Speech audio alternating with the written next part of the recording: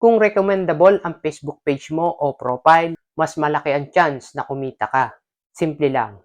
Mas maraming recommendations, mas maraming bagong viewers, mas maraming monetization opportunity. Sa bidyong ito, pag-uusapan natin kung paano connected ang page recommendations, recommendable status sa Facebook monetization base sa mismong guidelines ng Meta at official monetization requirements.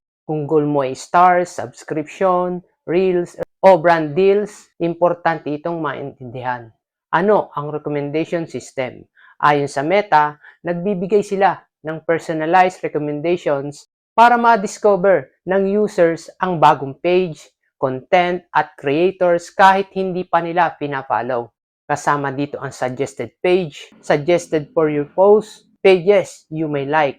Hindi lahat ng content na allowed sa Facebook ay automatic na eligible for recommendation. Mas mataas ang standard nito. Bakit importante ang recommendable sa monetization? Simpleng formula. Recommendation, papuntang more reach, papuntang more watch time, plus engagement, more engagement, higher monetization eligibility. Dahil sa monetization, tinitingnan ang watch time, engagement, audience growth, page quality.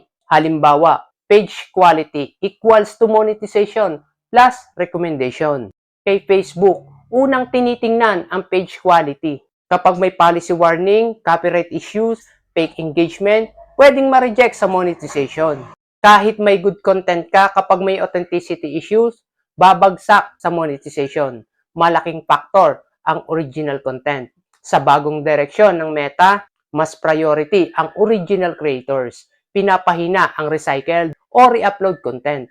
Limited originality of content, malaking risk sa monetization. Kapag recommendable ka, mas madali ka ma-discover, mas mabilis ang audience growth, mas mabilis na ma-hit ang monetization metrics, at mas mataas ang chance sa algorithm distribution.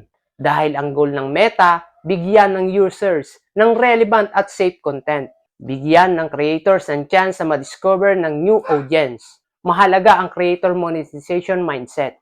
Hindi lang numbers ang labanan. Policy compliance, authentic growth, content originality, audience interaction quality. Kaya minsan may creator na viral, pero hindi pa monetize dahil may quality issues. Kung recommendable ang page mo, good sign yan sa algorithm trust. Good sign sa audience expansion. At good sign sa future monetization. Pero tandaan, recommendation ay opportunity. Monetization ay qualification at compliance. Kung gusto mo kumita sa Facebook, focus sa original content. Iwas fake engagement. Build real audience. Maintain page quality at stay recommendable status.